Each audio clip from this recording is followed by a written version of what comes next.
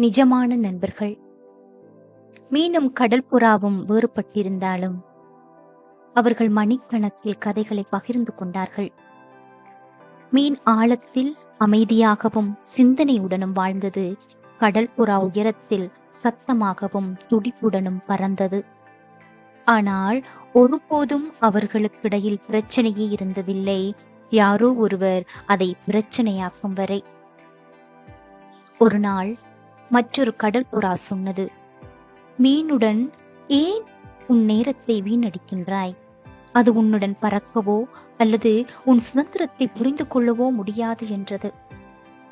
மீனால் பறக்க முடியாது என்று கடற்புறாவுக்கு தெரியும். அவனுடைய உலகம் நீரோட்டங்களாலும் நிழல்களாலும் நிறைந்தது என்று கடற்புறாவுக்கு தெரியும். எனவே அது அமைதியாக இருந்தது. மெல்ல மெல்ல மற்றவர்களின் வார்த்தைகள் கடற்புறாவை சந்தேகத்துக்குள் உள்ளாக்கியது. ஒருவேளை அவர்கள் சொல்வது சரிதான் என்று கடற்புறா நினைத்தது. அவள் பறந்து செல்ல முடிவும் எடுத்தாள். மீன் என்னை உண்மையாக மதிக்கின்றான் என்றால் அவன் என்னை தேடி கரைக்கு நீந்தி வருவான் என்று கடற்புறா நினைத்தது. மீனும் அப்படியே செய்தது. ஒவ்வொரு நாளும் வலுவான நீரோட்டங்களுக்கு எதிராக நீந்தி வேட்டையாடுபவர்களுக்கு தன்னை வெளிப்படுத்தி தன் நண்பனை கண்டுபிடிக்க எல்லாவற்றையும் பணயம் வைத்தது. ஆனால் கடற்புறா ஒருபோதும் மீனை பார்க்க வரவில்லை.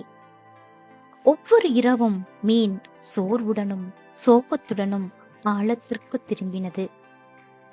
ஒரு நாள் வரை மீன் மேல்பரப்பிற்கு நீந்துவதை நிறுத்தியது. மீனுக்கு உடல்நிலை சரியில்லை என்ற செய்தி பரவியது. நீரோட்டங்கள் மீனை காக்க முடியவில்லை. கடற்புறா இதை கேட்டதும் ஓய்வின்றி கரைக்கு பறந்து வந்தது. அங்கு மீன் மேற்பரப்பில் மிதப்பதைக் கண்டது. அது கிட்டத்தட்ட இறந்து விட்டது. கடைசி முயற்சியாக மீன் தன் துடுப்புக்களை சொன்னது, நீ நலமாக இருப்பதை அறிந்ததில் நான் மகிழ்ச்சி அடைகின்றேன். உனக்கு ஏதாவது ஆகிவிட்டதோ என்று பயந்தேன்.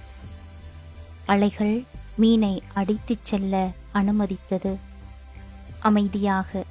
ஏனென்றால் அவன் தன் நண்பனுக்காக எல்லாவற்றையும் செய்திருந்தது.